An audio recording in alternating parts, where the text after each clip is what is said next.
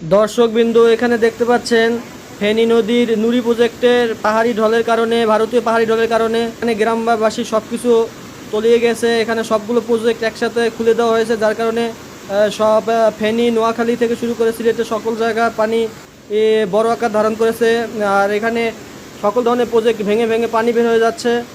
আর মানুষ একটা আশঙ্কা করছে যে যদি রাতের মধ্যে বড় ধরনের কোনো জোয়ার আসে তাহলে এটা পুরোটাই তলিয়ে যাওয়ার সম্ভাবনা আছে, আর বড় ধরনের কোনো একটা বন্যা হওয়ার সম্ভাবনা বেশি।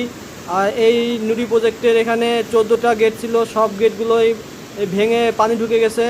আর এখানে সব পানি ভারতের পাহাড়ি অঞ্চলে ঢলের আসা পানি।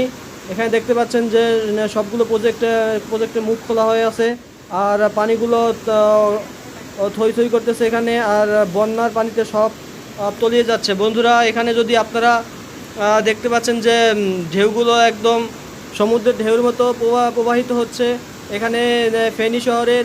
আর ফেনী নদীর নুড়ি প্রজেক্টের আশেপাশে যত ঘর বাড়ি আছে সবই তলিয়ে গেছে। এরা এখন সবই ভূমিহীন হয়ে আছে। এদের সাহায্যের জন্য অনেক হাত বের হয়েছে। বন্ধুরা, আমাদের পরবর্তী আপডেটের জন্য অপেক্ষা করুন।